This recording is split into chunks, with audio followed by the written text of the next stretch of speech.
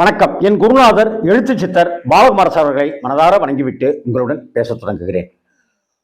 வாழ்வெல்லாம் பாட்டு. இந்த வாழ்வெல்லாம் பாட்டுல வாலி அவர்களுடைய ஒரு பாட்டு, சுசீலா அம்மா பாடிய ஒரு பாட்டு. இந்த பாட்டு எனக்குள்ளார பெரிய டிஸ்டர்ப் பண்ணிகிட்டே இருக்கும். எனக்கு வித்தியாசமான ஒரு பாட்டு அப்படின்னு தான் சொல்லணும். கற்பகம் அப்படிங்கிற திரைப்படம் கே.எஸ். கோபாலகிருஷ்ணன் சார் டைரக்ஷனில் வந்த மறக்க முடியாத ஒரு படம். அந்த வருடத்தில் தீபாவளிக்கு எம்ஜிஆர் படம்லாம் வந்திருந்தது. ஆனால் அந்த படத்தையெல்லாம் தாண்டி கற்பகம் படம் தான் பெரிய வசூல் சாதனையும் பண்ணிச்சு. சில்வர் ஜூப்ளி படமாகவும் அமைஞ்சுது. ஆச்சரியமாயிடுச்சு. மொத்த சினி ஃபீல்டுமே ஆச்சரியத்துக்குள்ளான படம் தான் கற்பகம் திரைப்படம். கே.ஆர். விஜயா அப்படிங்கிற அந்த புன்னகை அரசி நமக்கு கிடைத்த முதல் படம். அந்த படத்தின் கற்பகத்தின் மூலமாக தான் அவங்க நமக்கு கிடைச்சாங்க. அதே போல வாலி அவர்கள் கற்பகம் படத்துக்கு முன்னாடி பாடல்கள் எழுதிட்டு இருந்தாலும் கூட கற்பகம் அவருடைய திரை வாழ்க்கையில மிக முக்கியமான ஒரு பங்கு ஆற்றியது அப்படின்னு தான் சொல்லணும். ஒரே ஒரு பாட்டு எழுதுறதுக்காக வாய்ப்பு தர்றதுக்கே பெரிய குதிரை கும்பா கே.எஸ். கோபாலகிருஷ்ணன் சொல்லிட்டார். விஸ்வநாதன் அண்ணன் வாலியை கூட்டிட்டு போய் இந்த படத்துல ஒரு பாட்டு அவனுக்கு கொடுங்க, நல்லா எழுதுவான் அப்படின்னு சொல்றாங்க. ஆனால் இல்லைங்க, நம்ம படத்துக்கு கண்ணதாசன் தானே எழுதிட்டு இருக்காரு, கவிஞர் வருத்தப்படுவார். இல்லைங்க, கவிஞர்கிட்டலாம் நான் பேசிக்கிறேன், நீங்கள் கொடுங்க அப்படின்னு சொல்ல ஒரே ஒரு பாட்டு எழுதுறதுக்கு அப்படி மனசு எண்ணமே இல்லாமல் அப்படி ஒரு வாய்ப்பை கே.எஸ். கோபாலகிருஷ்ணன் தராரு. வாலி அவர்கள் அந்த பாட்டை எழுதுறாரு. பாட்டு எழுதுன உடனே அசந்து போய் ஏங்க என்னங்க இது அப்படின்னு சொல்லி அந்த படத்தில் இருக்கிற எல்லா பாடல்களையுமே வாலியவே எழுத வச்சாரு கே.எஸ். கோபாலகிருஷ்ணன். எம்.எஸ். விஸ்வநாதனுக்காக அதுக்காக நன்றி கடன் பட்டிருக்காரு வாலி. பல மேடைகளில் சொல்லியிருக்காரு, நான் விஸ்வ அண்ணனை பார்க்கறதுக்கு முன்னாடி எனக்கு சோறு திங்க வக்கு இல்லை, ஆனால் விஸ்வ அண்ணனை என்னைக்கு நான் பார்த்து எனக்கு அவர் வாய்ப்பு கொடுத்தாரோ அதுக்கு பின்னாடி எனக்கு சோறு திங்கவே நேரம் இல்லை அப்படின்னு சொல்லி வாலி அவர்கள் சொல்லுவார். இந்த கற்பகம் படத்தில் எல்லா பாடல்களுமே அப்படிப்பட்ட ஒரு பாட்டு தான். இந்த பாட்டு ரொம்ப ரொம்ப வித்தியாசமான ஒரு சூழல். பொதுவாக ஒரு இறந்து போனவங்க அப்படி ஆவியாக வராங்க அப்படின்னு சொன்னாக்கா ஒன்று பயமுறுத்துறதுக்காக நம்ம ராகவா லாரன்ஸ் மாதிரியானவங்க, சுந்தர்சி மாதிரியானவங்க அப்படிலாம் பயன்படுத்திக்குவாங்க. இல்லாட்டினாக்க வேறு ஒரு சிந்தனையை சொல்கிற மாதிரி இருக்கும். அது அப்படிலாம் இருக்கும்ல. இந்த படத்தில் உள்ள என்ன அப்படின்னாக்கா, ஜெமினி கணேசன் அவருடைய மனைவி இறந்து போயிடுறாங்க. அதற்கு பிறகு அவர் இரண்டாவதாக ஒரு கல்யாணம் பண்ணிக்கிறாரு. ரெண்டாவதா கல்யாணம் பண்ணிக்கிட்டாலும் கூட அவர் முதல் மனைவியினுடைய ஞாபகமாகவே இருக்காரு. அதனால ரெண்டாவது மனைவி கிட்ட அவர் ஒட்டும் இல்லாமல் உறவும் இல்லாமல் நெருங்கி பழகாம அப்படி இருக்காரு. இந்த சமயத்தில் ஜெமினி கணேசனுக்கு ஒரு எண்ணம்.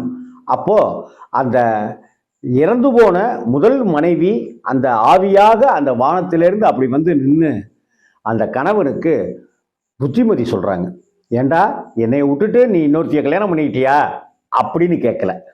ஏண்டா, உன்னைய நம்பியே வந்திருக்கா அவள், நீ யாருன்னு நினைச்ச, நீனு என்ன லூஸ்தனமா நீ பண்ணிட்டு இருக்கிற அப்படிங்கிற ஒரு அந்த அந்த சிந்தனையே நான் 9th படிக்கும்போது அந்த படத்தை பார்க்கும் பொழுதெல்லாமே அதிர்ந்து போயிட்டேன். என்ன சிந்தனைடா கே.எஸ்.ஜிக்கு, கவிஞர் வாலி அவர்களுக்குன்னு. அந்த பாட்டை கேட்டாக்க நம்ம அழுதுரும். ஜெமினி கணேசன் அழகாக இல்லையோ, நமக்கு ஒரு அழுகையை அந்த பாட்டு ஏற்படுத்தி கொடுத்துரும். நம்ம மனைவி மேலே ஒரு அதீத காதலும் பிரியமும் வைக்க தொடங்கிடும். அப்படிப்பட்ட ஒரு பாட்டு. அந்த ஹம்மிங் பார்த்தீங்கன்னாக்கா அப்படின்லாம் அப்படின்ட்டுலாம் மியூசிக் வரும். ஒரு பேய் பாட்டுக்கு உண்டான இது அப்படின்னு ஒரு சலங்க சத்தம், என்னடா அது பேய் பாட்டு அப்படிங்கிற மாதிரி தான் நமக்கு ஃபீலை ஏற்படுத்தும். ஆனால் அப்படியே வரிகளாக மாறும்போது, வரிகளாக கன்வே ஆகும்போது, வரிகளை சொல்லி கணவன்கிட்ட முறையிடும் போது இந்த பாட்டு வேற எங்கேயோ ஒரு இடத்துக்கு போய் இன்னமும் என் மன அலமாரிக்குள்ளார அப்படியே பத்திரமாவே இருக்கு இந்த பாட்டு. மன்னவனே அழலாமா, கண்ணீரை விடலாமா. கணவனை மன்னவனா சொல்றான். மன்னவனே அழலாமா, கண்ணீரை விடலாமா, உன்னுயிராய் நான் இருக்க, என் உயிராய் நீ இருக்க, மன்னவா மன்னவா மன்னவா, மன்னவனே அழலாமா, கண்ணீரை விடலாமா, என் உயிராய் நீ இருக்க, உன்னுயிராய் நான் இருக்க, அப்படிங்கிற மியூசிக்லாம் வரும் எனக்கு. ஆனா இந்த இடத்துல தாங்க கவிஞர் வாலி அவர்கள் எப்பேற்பட்ட உன்னதமான கவிஞர் அப்படிங்கிறத இங்க சொல்லிக்கிட்டே வர்றாரு அந்த வார்த்தைகள்ல. சிந்தித்து அந்த பாட்டை நீங்க இவ்வளவு கூர்ந்து கவனிச்சிருக்கீங்களா அப்படின்னாக்கா ரொம்ப சந்தோஷம். இந்த பாட்டை சொன்ன பிற்பாடு தயவு செய்து அந்த பாடலை கேட்டு பாருங்க. அவங்க சொல்றாங்க, சுசீலா வாய்ஸ், கேஆர்ஜி அப்படி நிற்பாங்க ஜெமினி அந்த வயக்காட்டில்.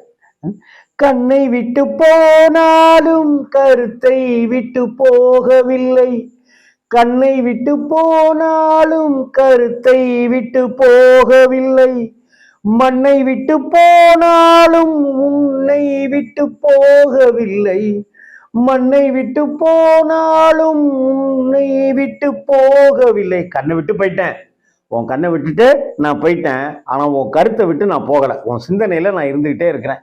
இந்த மண்ணை விட்டு நான் போயிட்டேன், அது தெரியுது, கரெக்டு தான், ஆனா நான் உன்னை விட்டுட்டு போகலை. அடுத்தாப்புல பாருங்க, இன்னொருத்தி உடல் எடுத்து இருப்பவளும் நான் அல்லவா. இன்னொருத்தி வந்திருக்காள, அவளை யாருன்னு நினைச்ச? உனக்கு ரெண்டாவதா ஒரு பொண்டாட்டி வந்திருக்காள, யாருன்னு நினைச்ச? இன்னொருத்தி உடல் எடுத்து இருப்பவளும் நான் அல்லவா, கண்ணெடுத்தும் பாராமல் கலங்குவதும் வீணல்லவா. கண்ணெடுத்து கூட பார்க்க மாட்டேன்ற அவளை, அது எவ்வளவு வீணாயிடுச்சு தெரியுமா?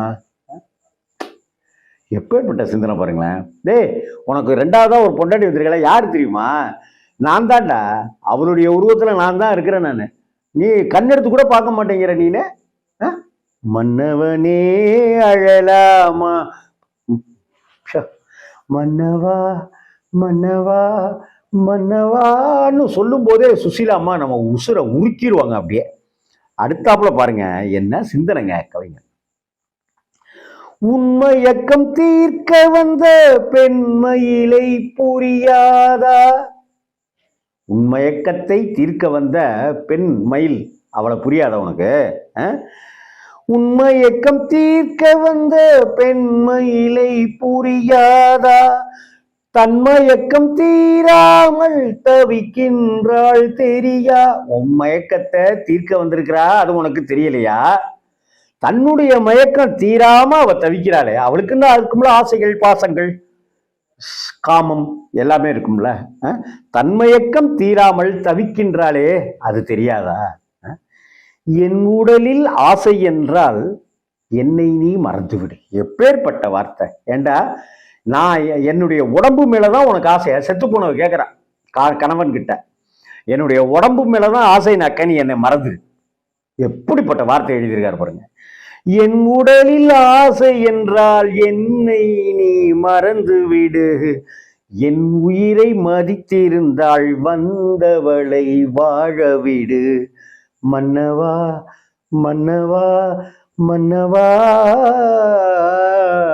மன்னவனே அழலாமா, கண்ணீரை விடலாமா, உன்னுயிராய் நான் இருக்க, என் உயிராய் நீ இருக்க, மன்னவா மன்னவா மன்னவா. கற்பகம், அந்த கற்பகம்னு ஒரு தலைப்பு. கற்பக விருட்சம் மாதிரி KS கோபாலகிருஷ்ணன் எத்தனையோ குடும்ப படங்களை கொடுத்துருக்காரு, எத்தனையோ விதமான கதாபாத்திரங்களை நமக்கு கொடுத்துருக்காரு. KR விஜயா மேடம் 250 350 படங்களுக்கு மேலே, 400 படங்களுக்கு மேலே அவங்க நடித்து சாதனை பண்ணியிருக்காங்க. KR விஜயா அம்மாவோட முதல் படமும் KS கோபாலகிருஷ்ணன் தான். KR விஜயாவுடைய 100வது படத்தை டைரக்ட் பண்ணவரும் KS கோபாலகிருஷ்ணன் தான். அவ்வளவு ஏன், அவங்களுடைய 200வது படத்தையும் KS கோபாலகிருஷ்ணன் தான் டைரக்ட் பண்ணார். எந்த அளவுக்கு ஒரு அந்யோன்யம், ஒரு நட்பு, ஒரு நன்றி உணர்வு அப்படின்லாம் இருந்திருக்குன்னு பாருங்க. இந்த சமயத்தில் வாலி அவர்கள் அந்த முதல் கேட்டு, பெரிய அளவுக்கு கேட்டு நல்லாவே ஓப்பன் பண்ண ஒரு படம் கற்பகம்ங்கிற படம். விஸ்வநாதன் ராமமூர்த்தி இசையில் மறக்கவே முடியாத பாட்டு, மன்னவனே அழலாமா. இப்போ இந்த பாட்டை நீங்கள் கேட்டு பாருங்க. இந்த பாட்டினுடைய அர்த்தம் இவ்வளவு விஷயத்த வாலி சொல்லியிருக்கிறாரே அப்படின்ற ஒரு வியப்பு நமக்குள்ளார ஒரு மலைப்பா அப்படியே உருமாறி நிற்கும். மன்னவனே அழலாமா, கண்ணீரை விடலாமா. வணக்கம்.